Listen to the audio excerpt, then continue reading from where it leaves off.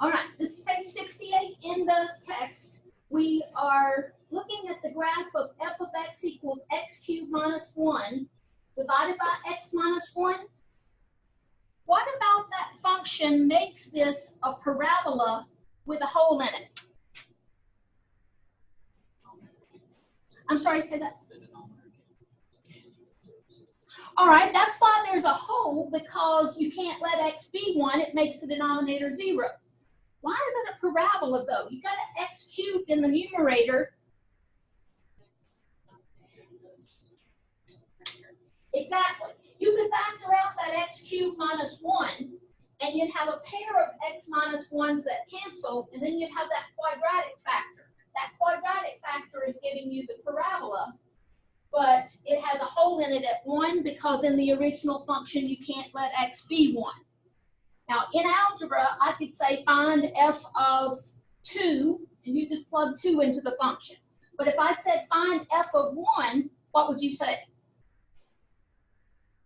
It's undefined because 1 makes the denominator 0. In calculus, we want to know what y is getting close to as x gets close to 1, even though we know that at 1 the function's undefined. So what this table illustrates is this is a set of values obtained by that function. The top row is giving me x is getting closer and closer to 1 from the left, 0.75, 0.9, 0.99, 0.999. That's getting closer and closer to 1 from the left.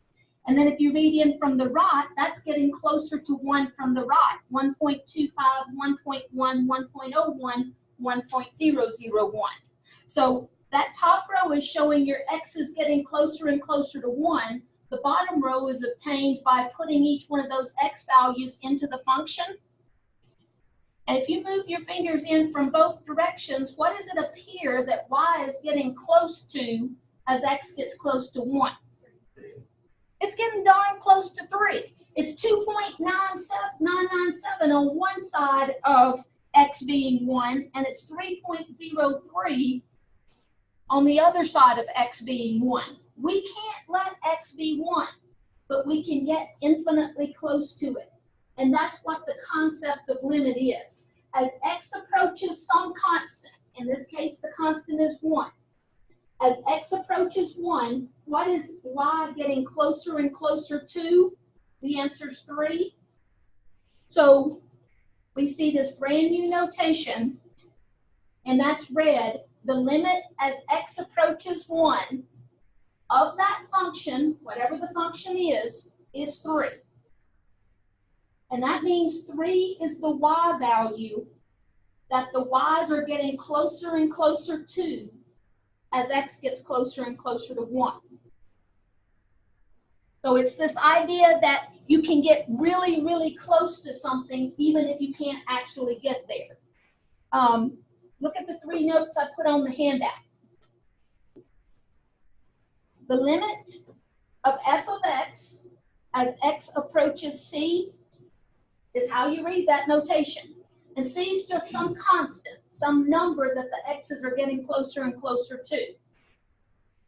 The limit as x approaches c of f of x equals L means L is the y value that the function is getting closer and closer to as x approaches that constant from the left and from the right. So L is a y value that the function is getting closer and closer to. And then number 3, the limit of the function as x approaches c is not determined by the value or the existence of the function at c. Now, we just said in that example on page 68, the function doesn't even exist at 1. F of 1 is undefined. But the limit still existed even though the function was undefined when x is 1. So the first thing you need to understand is a function doesn't have to be defined at a particular number in order for the limit to exist at that number. One other thing about this notation, if you just write limit of f of x, that doesn't make any sense unless you tell me what x is getting closer to. So without that subscript, x approaches c, it's like I walked up to you and said, hey, what's the square root of, and I just stop, that doesn't make any sense. By the same way, if I say, hey, what's the limit of f of x, and I don't tell you what x is getting close to, that doesn't make any sense. So the limit as x approaches c of the function is not determined by whether or not the function exists, whether or not it's even undefined, whether or not it's defined, and then not determined by the value. Let's see what that means on page 69.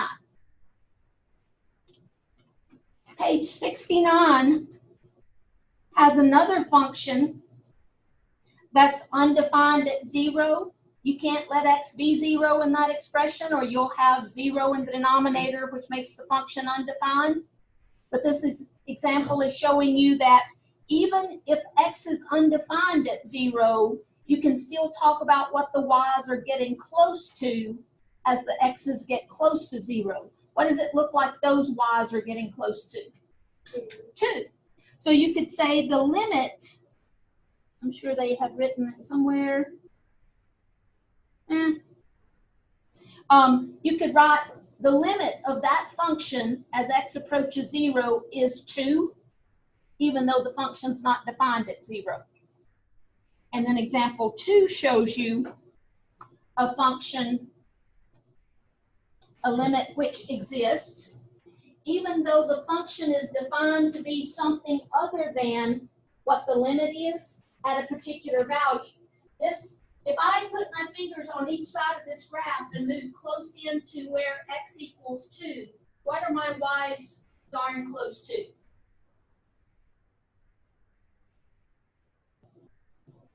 Actually, what are my y's exactly? Y is 1.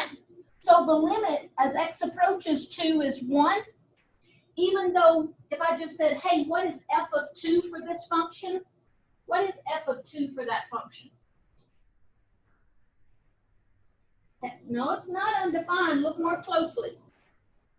It's 0. The function is defined at 2. It's just not defined to be the same thing the rest of the function is. And that's why my third note on the handout says the limit of f of x as x approaches c isn't determined by whether there's an open dot in the graph or whether the function is defined to be some other value than the limit at that x equals c. The limit still exists even if the function's not defined, or if it's defined to be something else at that point. All right, let's do a couple of tables ourselves. Number 4 and 6 from the book say make a table and use the result to estimate the limit. And in number 4, we're looking for the limit as x approaches 0 of cosine x minus 1 divided by x. What can you tell me about the value of that function when x is 0? It's undefined. I could go ahead on the table and say f of 0 is undefined. But I want to let my x's get closer and closer to 0 from the left and closer to 0 from the right, and see if there's some number that my y's are getting close to. Just in case you don't know how to make a table on the TI-84, let me show you.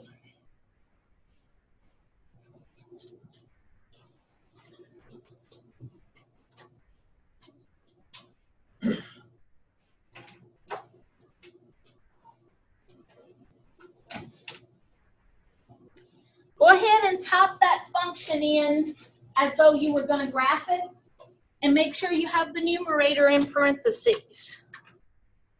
Y1 is cosine x minus 1. Oh, one other thing, make sure your calculator's in radian mode. Mode is right by your second key, and mine is in radian mode. And then y equals cosine x minus 1 divided by x.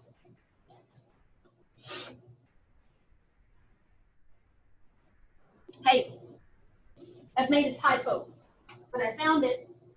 What have I done differently than the way the original problem was written? I have minus 1 as part of the argument of cosine, and that's not right. Let me try again. Cosine of x, close parentheses to end the argument, and then minus 1, and close parentheses around the numerator. That's how it should look. To make a table, table is right above the graph key in blue. So if I say second and graph, the calculator has automatically generated a table using whatever x values I used the last time I made a table. I don't want those x values. I want the x values that are written on the table in example 4. So I need to go to table setup, which is over my window key, second and window.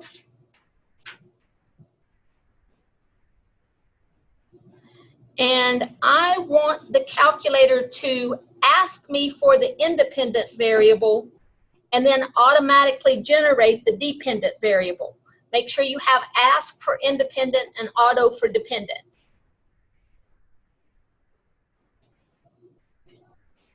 And then go back to table and start entering the x's for which you want y values. The first one's negative 0.01, no, just negative 0.1. Negative 0.1. When x is negative 0.1, see if I can make this a little bit smaller. When x is negative 0.1, y is 0.04996.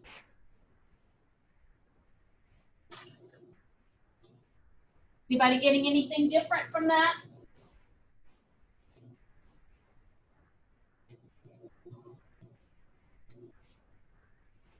Now getting a little bit closer to 0, let x be negative 0.01.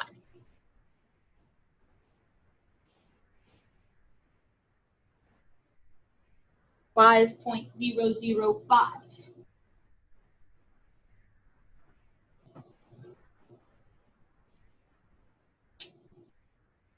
And then a little bit closer to 0, negative 0.001.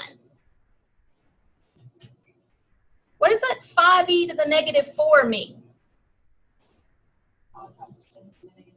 That's the calculator's way of saying, hey, that was so small, I put it in scientific notation for you. That just means move your decimal 4 places to the left. And if you move that decimal 4 places to the left, you'd have to add 3 zeros.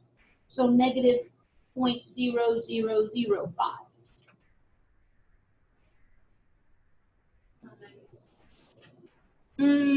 You are absolutely right. Thank you.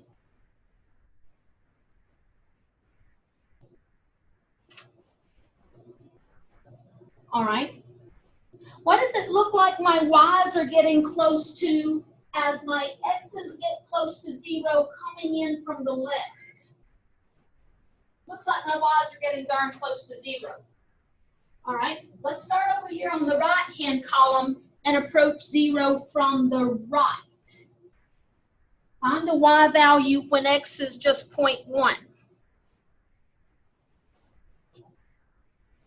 I got negative 0.05. And then a little bit closer to 0, how about when x is 0.01? Negative 0.005. And then when x is darn close to 0, 0.001, y is negative 0.0005.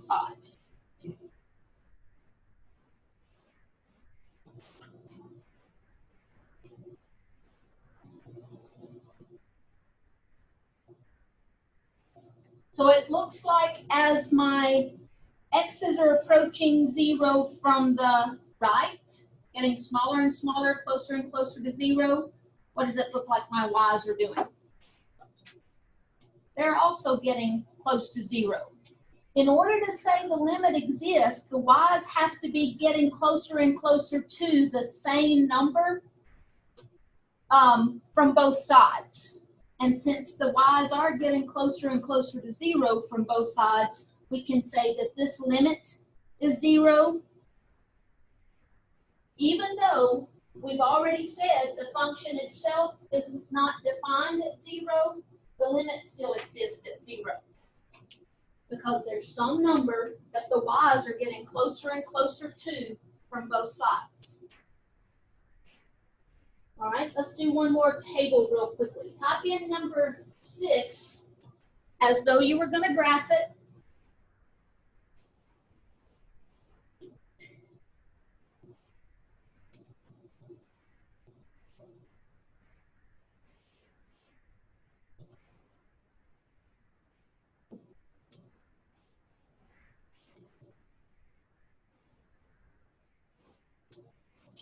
Y equals natural log of x plus 1.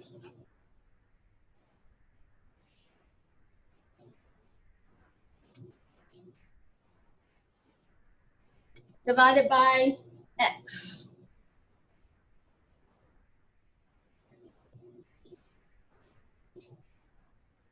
And then go to table and start typing in those values. On number 6 as well, we're supposed to be finding the limit as x approaches 0.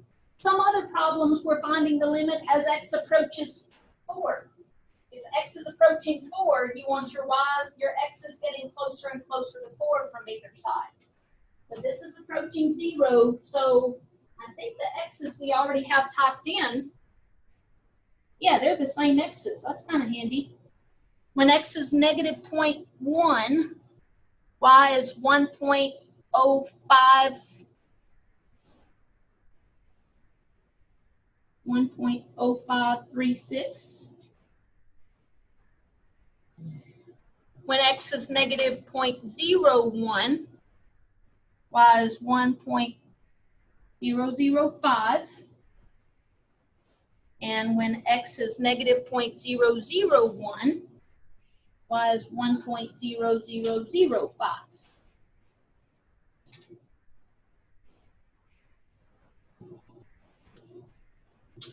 So what does it look like my y's are getting closer and closer to as x approaches 0 from the left? Looks like it's getting closer and closer to 1. Let's make sure that it's approaching the same value if we get close to 0 from the right. 0.1 is 0.9531. 0.01 is 0.99503. And 0.001 is 0.9995.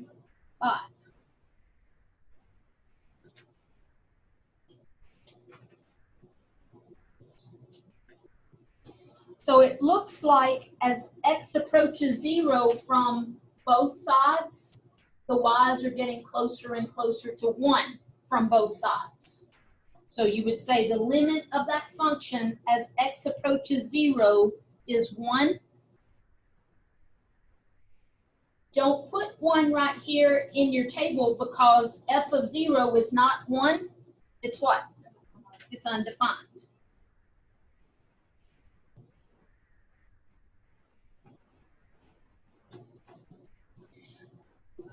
Like I said, both of these examples just happen to be the limit as x approaches 0, but make sure you understand, let's see.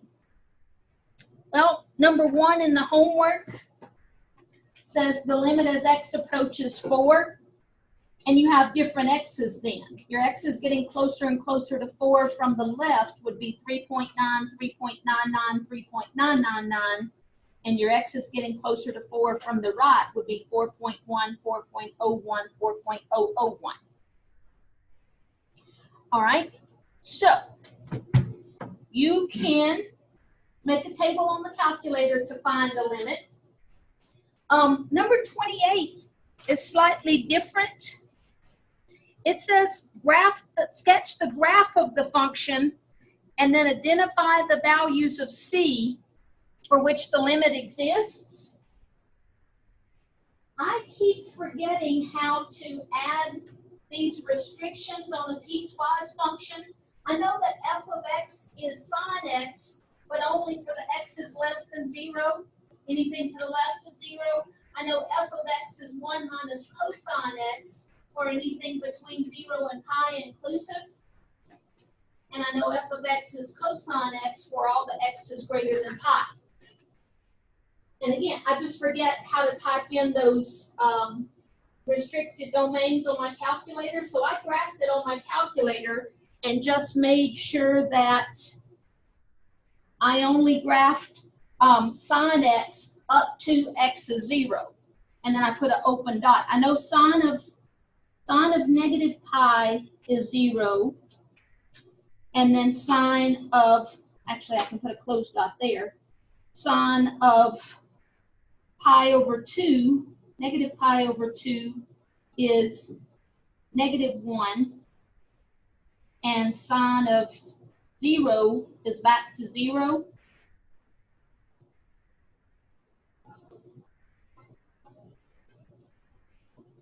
So up until the point where x is 0, the graph of sine looks like that.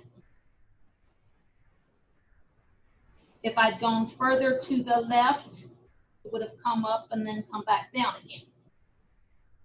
So I only graph sine up to the point where x is 0. For the middle of the graph, when x is 0, what's cosine 0? What's cosine 0 radians?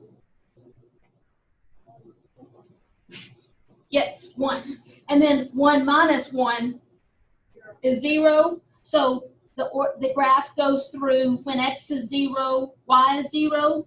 That closes the dot on the origin right there, because 0 is included in that second part. If I take something else like pi over 2, I know that cosine is positive. And then at pi, cosine of pi is negative 1. What's 1 minus negative 1? 2. So the graph looks like cosine from 0 to pi. No, it looks like 1 minus cosine from 0 to pi. And then for all the x's greater than pi, f of x is just cosine x. What's cosine pi? So the graph all of a sudden jumps down here, has an open dot there. And then we know that concave, cosine x would be concave up from there. That's pretty much what that graph looks like. And these directions say find the values at which the limit is defined. For the limit to be defined, that means as you approach some number from the left and to the right, the y values match up. At negative pi, the function exists because whether I'm coming at negative pi from the left or the right, either way, the y's are getting darn close to 0. The same thing would be true at 0. If my x's are coming in towards 0 from the left or from the right, the y's are approaching the same value, 0, so the limit exists there. Where does the limit not exist? at pi, because if I'm coming in towards pi from the left, my y's are getting close to 2, darn close to 2. And if I'm coming at pi from the right, my y's are getting close to -1. That's the only place the limit does not exist. Let me see how these directions are written. Identify the values of c for which the limit of f of x as x approaches c exists for all values of c except for pi.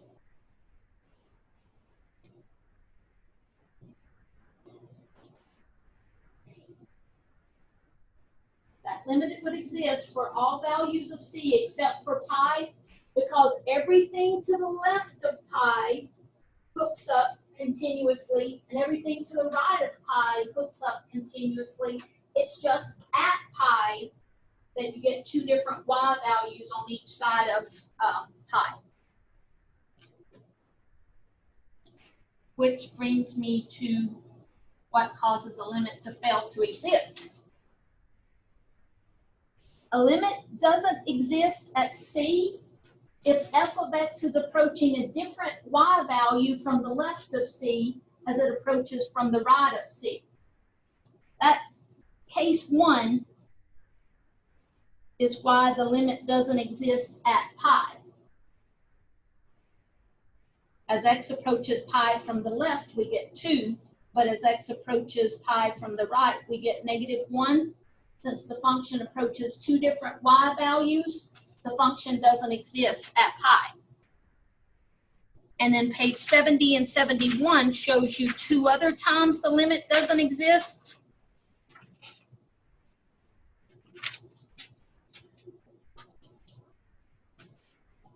Actually, example 3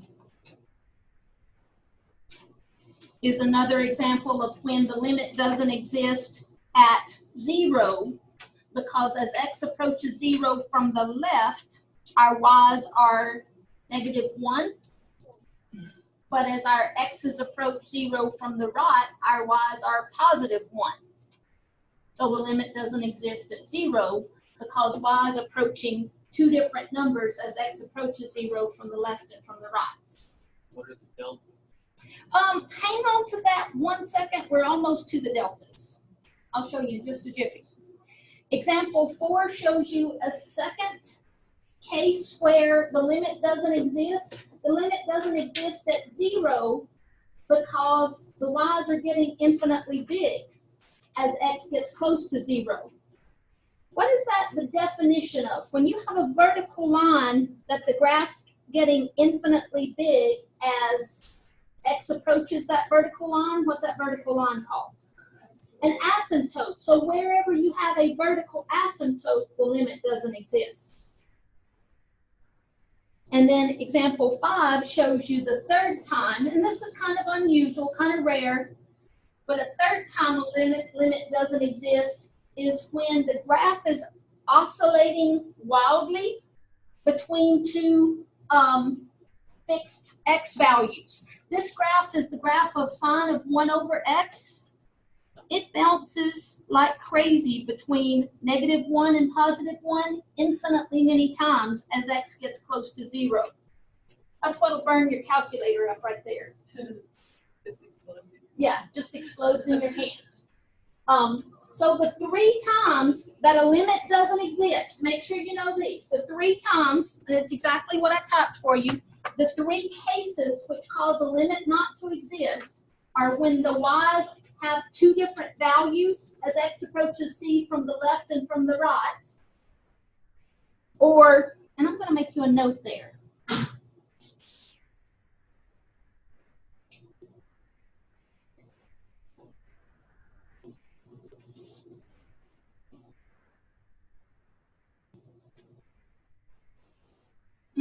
Technically, that's not right.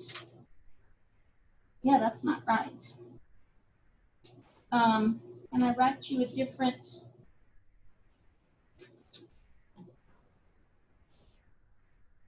Nope.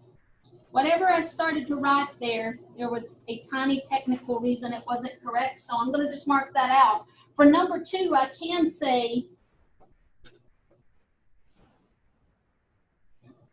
the limit doesn't exist wherever there's a vertical asymptote, and that's where the y's get infinitely big as x approaches that constant from the left and from the right. And then number 3, the graph of sine over yx, but there's just crazy oscillation going near that point. Let's look at some more graphs in the homework. Hey, by the way, 7 through 16 say make a table. I don't want you to have to make that many tables, so 7 through 16, just graph them. Take a note in your homework somewhere, 7 through 16, just graph. And then let's look at these even graphs, starting at number 18. We only do 1, 3, 5, 15, 27. All right, let me see. Where did I write that? Oh, good. I was thinking ahead. I didn't want you to have to make tables, so I just omitted those problems. All right, if you had to do those, you would just graph them on the calculator, but just skip those and go to the graphs. Number 18 is the limit of secant x as x gets close to 0. Put your fingers on either side of where x would be 0. X would be 0 at the origin, so put your fingers on the graph and move them closer and closer to where x would be 0, and tell me if the y's are approaching the same number as x gets close to 0 from the left and from the right. And what is that number? 1. So you would say the limit as x goes to 0 of secant x equals 1. Yeah, that's it. I love introductory lessons. What about number 20? That's a piecewise function. It's a parabola for all the x's except for 1, and at x equals 1, the function's just defined to be 2. That means there's a closed dot at the ordered pair 1, 2. The rest of the graph is a parabola with a hole where x is 1. You don't care about what the function is when x equals 1. You care about what the function is when y's get close to 1. So move your fingers in closer and closer to 1. What are the y's getting close to as x gets close to 1 from the left? Yep. And what about as x gets close to 1 from the right? So what's the limit of that function? I should go ahead and say completely, what's the limit of that function as x approaches 1? It's 4. It doesn't have anything to do with what the function value is at that point. It's what are the y's getting close to as x gets close to that point. So that limit is 4.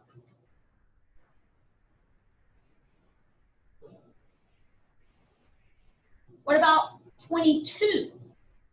We want the limit as x approaches 0. As x approaches 0 from the left, what are my y's getting close to? 2. As my x approaches 0 from the right, what are my y's getting close to? 0. So what can you say about the function? The limit does not exist. You can abbreviate it D and E if you want to. As long as if I come up to you in the hall and say, hey, what does D and E stand for? And you can tell me does not exist, then you can just abbreviate that, does not exist, D and E. I'm saying we're going to be playing East. So 21 be D and E as well. Yes, yes. And what about 24? 24, we want the limit as x approaches pi over 2. What can you tell me happens at this graph at pi over 2? You got a vertical asymptote, so what do you automatically know about the limit as x approaches pi over 2. Does not exist. You ever watch Mean Girls?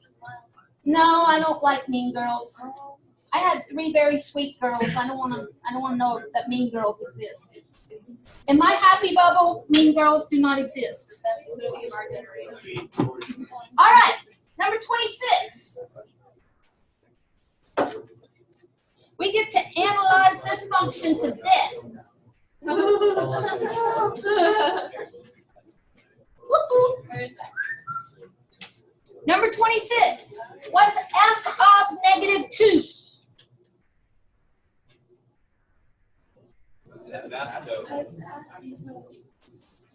And so what would you say, you know, if it's a test question, what is f of negative 2?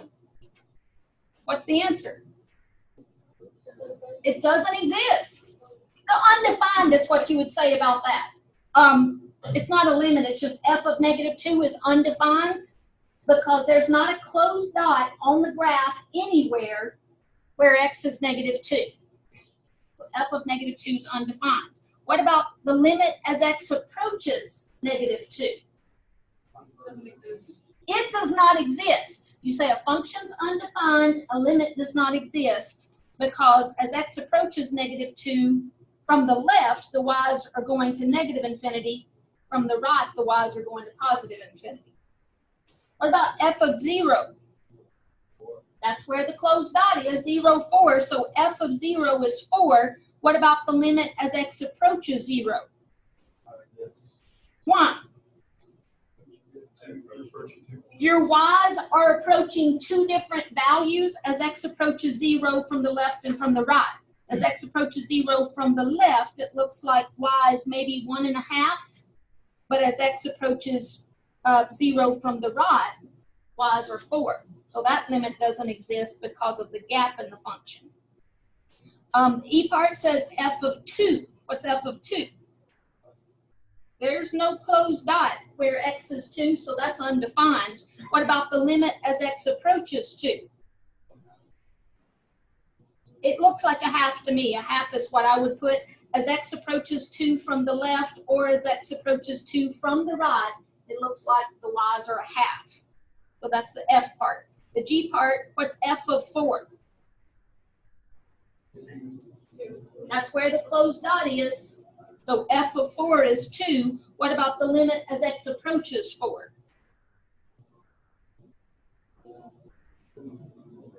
It looks like there's probably another vertical asymptote there. The y's are getting infinitely big on either side. So that limit as x approaches 4 doesn't exist. All right. I wish we had 30 minutes left instead of 10 because we're just about to have the most fun you're going to have in calculus this semester. The definition of the limit. You have an idea of what limit means now.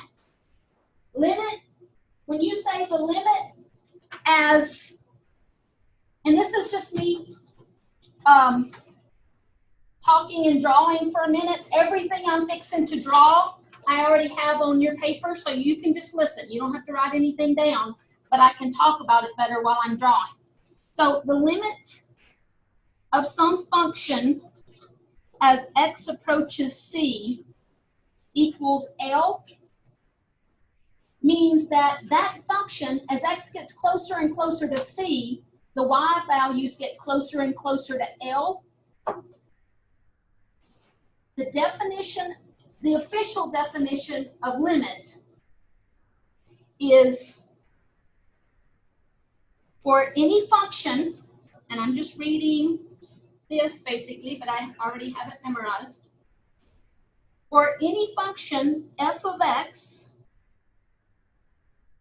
defined on an open interval containing some point c, except for possibly at c itself. That just means the function is defined on either side of c, but it may not be defined. There may be an open dot on c itself. If the limit as x approaches c of f of x equals L, that means that L is the y value that the function approaches as your x's approach that constant c. That means for every little bitty, teeny, weeny epsilon, let me see how I want to do this. No, for every, yeah. If you tell me how close you want your y's to get to that value L, this is L minus some little teeny weeny x epsilon. This is L plus some teeny weeny little epsilon. No matter how small epsilon is, if you want the function value to be that close to L, I can choose my x values to be close enough to C to squeeze that function value closer and closer to L. That never goes as well as I wanted to the first time. Let's look at that, add it on the paper that I already have it all typed out. Let f of x be a function defined on an open interval containing c except for possibly at c. Here's the function y equals f of x defined everywhere around c except for, in this case, at c, the function's undefined.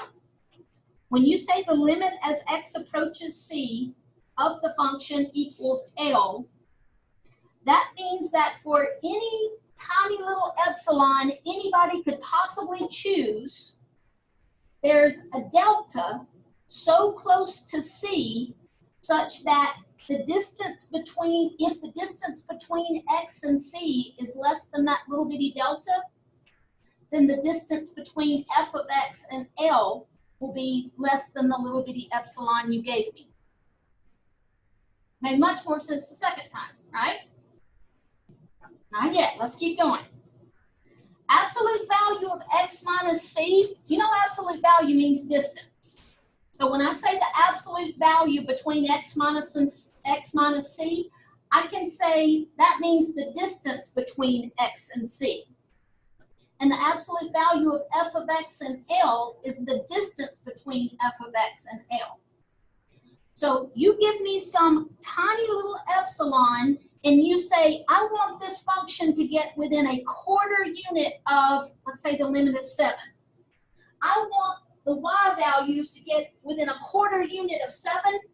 I can say, okay, then maybe my x's are going to have to get within an eighth of a unit of whatever x is supposed to be approaching. You tell me how close you want the y's to L. I can make that happen by choosing the x's sufficiently close to c.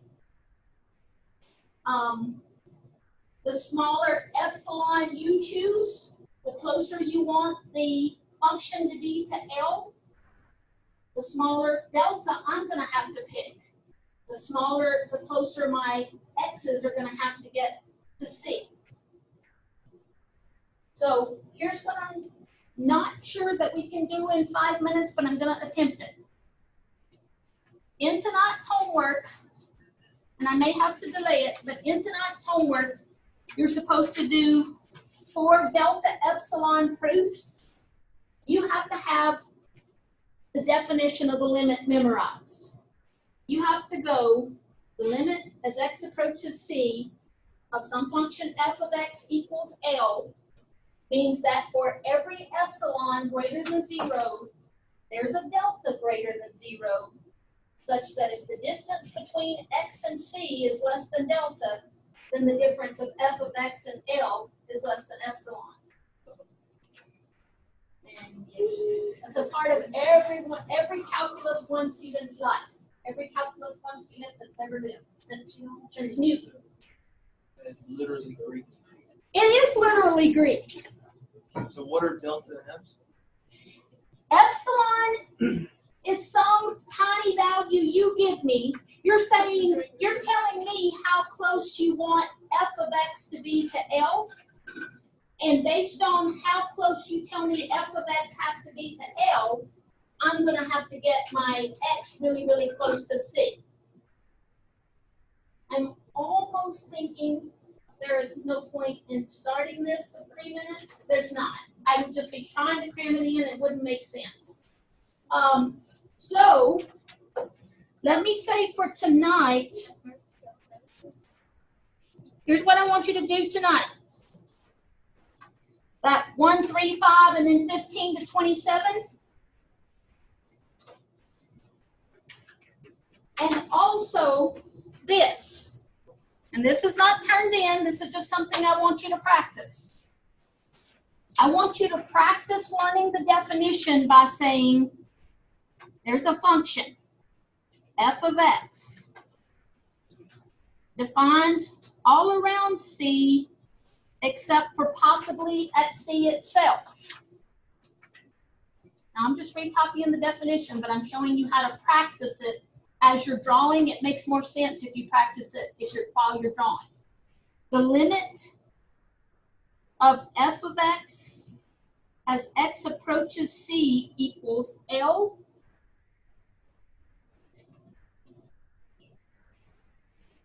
means for every epsilon greater than 0, any tiny number you give me, as long as it's positive, for every epsilon greater than 0, there is a delta greater than 0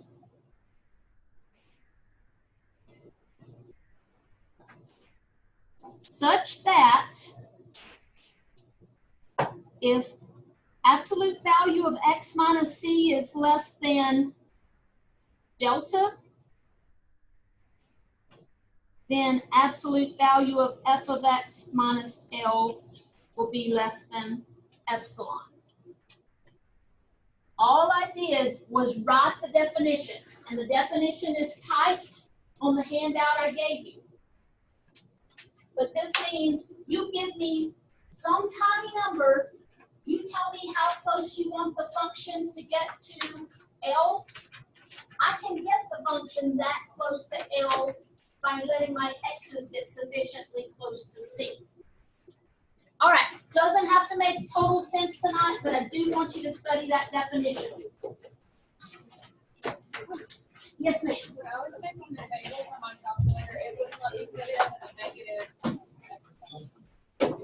Were you using the negative key or the minus key? So there's a difference. I used to know my God, where it's Mr. Joseph did not come in, did he? Don't know Joseph? I took this whole class before. I don't remember delta direction. I did fail that class. You took it online, Right. despite my warnings. Well, I figured either, if I fail, I can just take it again. Or I could not take it, and I have to take it anyway. Yeah, it would just make me sick of my stomach to fail something. But it's brave to say, if I fail it, it's temporary. I've learned something. It'll help me next time. That's brave. I'm not sure I could do that.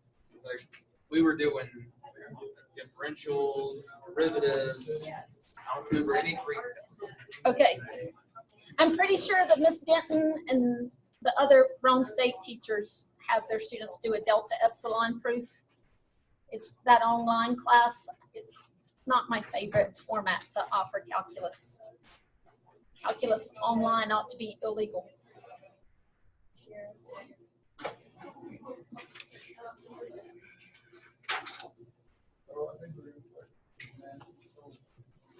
Yeah.